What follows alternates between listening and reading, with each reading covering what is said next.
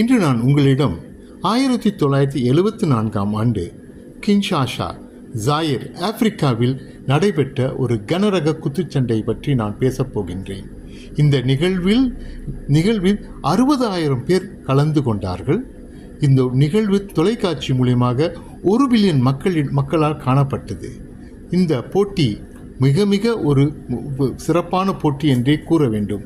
அந்த போட்டியில் இளம் சிங்கமான ஜார்ஜ் ஃபார்மன் ஜாம்பவானான முகமது அலியை போட்டியில் சந்தித்தார். இந்த போட்டியில் முகமது அலி நிச்சயமாக தோற்று விடுவார் என்று எதிர்பார்த்தார்கள். ஏனென்றால் அவருக்கு 32 வயதாக இருந்தது. ஜார்ஜ் ஃபார்மனுக்கு 25 வயது தான் இருந்தது. அந்த போட்டியில் முதல் சுற்று இறங்கும் பொழுது முகமது அலியை ஜார்ஜ் ஃபார்மன் மிக எளிதாக மேற்கொண்டார். அந்த தருணத்தில் ஜார்ஜ் ஃபார்மன் அற்புதமாக போட்டியிட்ட போது முகமது அலி யோசித்தார், நான் சிந்தித்தது போல் float like a butterfly, stink like a bee என்றது அவருடைய தத்துவமாக இருந்தது. பட்டாம்பூச்சி போல் பறந்து குளவியை போல் கொத்து என்பது அவருடைய தாரக மந்திரம். இந்த மந்திரம் நிச்சயமாக செயல்படாது என்று ஒரு முடிவுக்கு வரும் பொழுது அந்த முதல் சுற்றுக்கு பிறகு அவர் ஒரு புது அணுகுமுறையை மேற்கொள்ள முடிவெடுக்கின்றார். அதுதான் ரோப்படோ, கயிறில் சிக்கி எதுவுமே செய்ய முடியாத ஒரு நிலையில் இருப்பது போல் பாசாங்கு செய்து அந்த போட்டியில் வெற்றி அடைவதே அந்த நோக்கம்.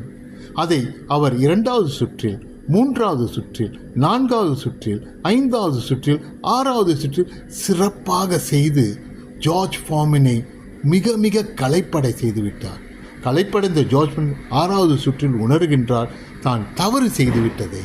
நான் இவ்வளவு பலமாக அவரை தாக்கியும் அவர் எந்தவித பலவீனத்தையும் அடையாமல் இருப்பதைக் கண்டு மிக அதிர்ச்சி அடைந்தார்.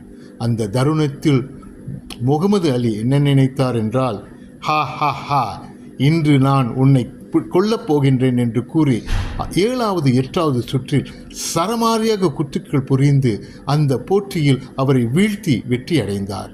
நாம் எதிர்பார்க்கக்கூடிய அனைத்து வெற்றிகளும் கிடைத்துவிடும் என்று நம்பிக்கையில் செல்லும் பொழுது சில நேரங்களில் நாம் பிரச்சனைகள் எதிர்கொள்ளும் போது இதை எப்படி மேற்கொள்வது என்பதற்கு இது ஒரு சிறந்த எதிர்காட்டு.